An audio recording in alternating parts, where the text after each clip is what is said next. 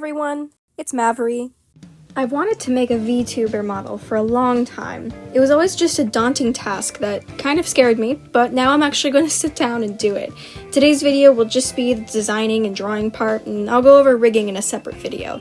And just a disclaimer, I am not a professional and this is my very first time doing this. You're welcome to follow along, and I will be following a very helpful guide that walked me through the process, and I'll link it down below, of course. But take what I do and what I say with a grain of salt. We might be learning from my mistakes together, so without further ado, let's get into it. So the first step of the process is to actually design the model.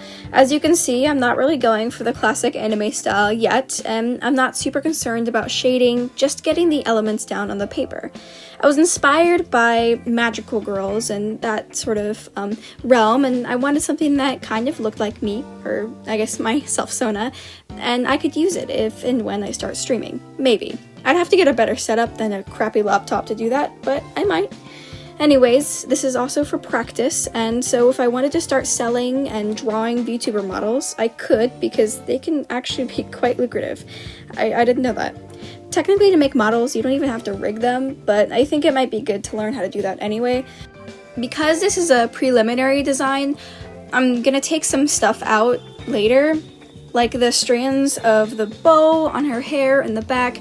I add those in, but then later when I'm actually doing the cleaned up design, I take them out because they would have just been a pain to rig, and I felt it was just easier to have the main section of the bow. And the corset gets kind of simplified later, and the shoes get changed, so there's gonna be a few changes with the design itself, but for the most part, the essence stays the same. I wanted it to be this really girly, fun kind of design, and right now I'm doing really thick line art, but I changed that in the actual final model. I do quite thin line art to more mimic the style that a lot of VTubers go for, because my style is very flexible, I will say. It can kind of look like a lot of different things, and I wanted it to be able to look more like that classic VTuber style that is really common, because I feel like if I were to start commissioning these, and if I were to start drawing these for not just myself, then that would be really beneficial for me to start doing, because that's what a lot of clients will be looking for. For the coloring, I did the sandy blonde hair because that's sort of what I have in real life, although it's like a little more orangey because I bleached it because I'm an idiot. But that's sort of what I associate with my brand. And I have the green eyes and the pink and yellow and a very soft and cutesy color palette. And this right here is just sort of a quick headshot that I wanted to do just to practice drawing the design, because if it's not something that I can draw easily, then it's gonna really suck. Technically, I only have to draw it once for the model, but still, it would be really nice if I got used to illustrating it. And again, of course, some of this stuff is going to change, and it's a very, very loose sketch. I even colored just right over it and put a little color palette next to it, and the preliminary sketch is done, and now we're going to move on to a more in-depth sketch. So now that I know what the design is really going to look like, I wanted to focus on making a sketch that looked much closer to the final rig than the previous one. So this just means changing the style to be a little more anime-esque, to be softer, and again, you can see I have the very thin line art that is going to be much closer to what the final product will look like, and I'm really, really trying to hone in on that anime style, because that's where the money's at, and that's where the trend is at. And this part is going to go by really fast because I want to get to actually drawing the rig so I can kind of explain how I did that, and I can kind of explain the process that I took. And this is just me drawing the eyes again because I really hated how they turned out in the original sketch, and so I just really quickly redid them like that to give them more of an anime look to them, I suppose. And for this sketch, I actually did want to do shading because obviously the final rig is going to be heavily shaded, and so I wanted to do proper shading and lighting on this one to make it look all pretty and nice and shiny. And I love rendering hair. That's like my favorite part about drawing, and I wanted to make this look like an official art. And so after I draw the model itself, I make a big old poster of it, and then we're done and we're off to the main rig. That was very fast turnover.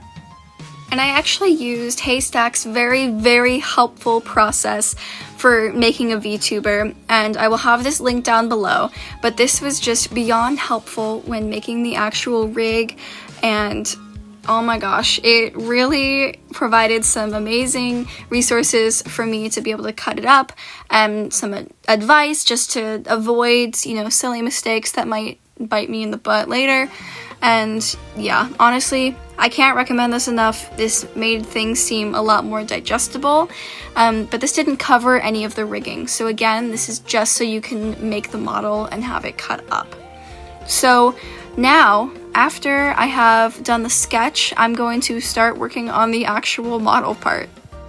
And as you can see, I did everything in chunks, and my layer setup is on the left. This is just an example that I made that looks very similar to how I worked. So at the top you can see I have the sketch, so I can sort of see what I'm doing, and then I have folders. I put everything in folders so that when it gets put in the program, it's sort of easy to digest, and I have everything labeled. These are not my actual files, but you can see normally the folder would say arm, leg, front hair, back hair, or something depending on what it was. And then I have the line art for the item that I make, and that's set to a reference layer, so when I fill in on the bottom layer a base color, then I'll be able to just fill it in and shade it accordingly. And on top of the base colors, I have a multiply shading layer that you can see me sort of applying here, and on top of that I have a lighting layer that is what makes everything shiny. And then after I'm done making the shading and lighting and the coloring and all that, I actually merge everything together. I merge the line art and the coloring under one part, and you can see that I have the folder labeled as whatever part it is. But sometimes if it's just, you know, one thing, if it's like the bust for example, I would just take it out of the folder, and since it's all in one layer, I just label that layer and get rid of the folder because it's kind of unnecessarily cluttered. So yeah, that's kind of how my layering works, but the eyes are different, and I'll show you why.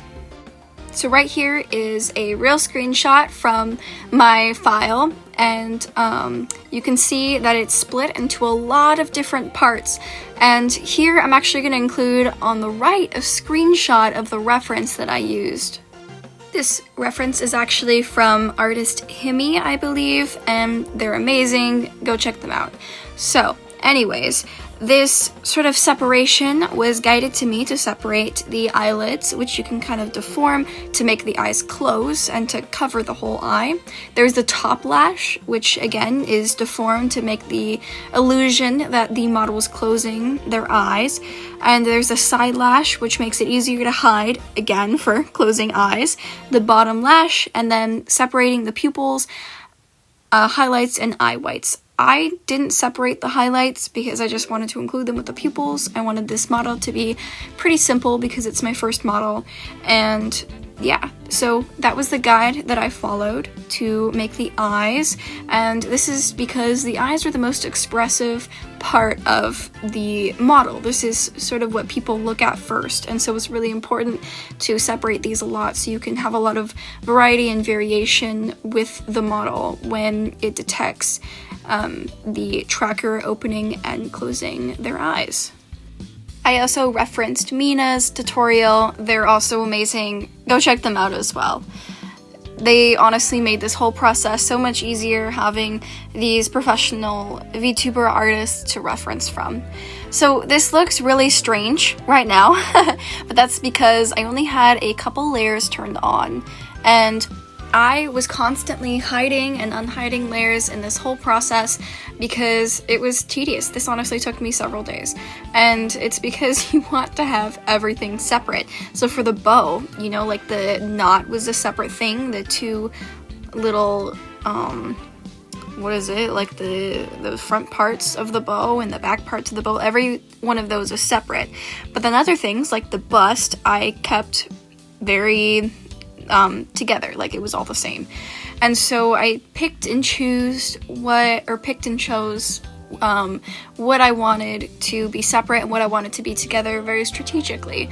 For the hair, it was only in 3 parts. And again, I did not separate things as much as I probably could have because I wanted things to be a lot simpler for me when I started to rig, because rigging is a huge daunting task, and that's why I'm saving it for the next video, because this one I did not really want to tackle that just yet. And so, as you can see, I wanted things to also be symmetrical, and a lot of recommendations I saw was to have the symmetry tool on while you were drawing, and I did that for the skirt. And when I was sketching, this line across the skirt gave me so much grief.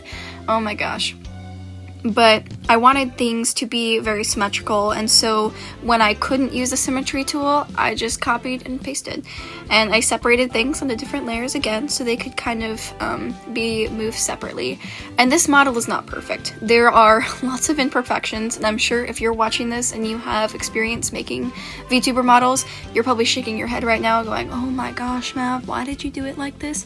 And yeah, it's my first time, and I'm really trying hard, and I also probably would have extended the thighs further up the skirt if I could have, but I don't imagine that a lot of people are going to be using the full body version of this, because usually VTubers are like stomach up or bust up, and so yeah, that's about it for the model. And yeah, all I have to do is basically copy and paste the other leg. And that is the finished piece. Yeah. And here's me showing you all of the layers that I used. It's a lot, and I didn't get into some parts as much as I could have, like the mouth, but again, I would highly recommend you check out the thing below that I have linked. That is a sort of guide for how to make this whole process a lot easier. Thank you so much for watching, and I will see you in the next video where I tackle the insane task of rigging. Bye bye!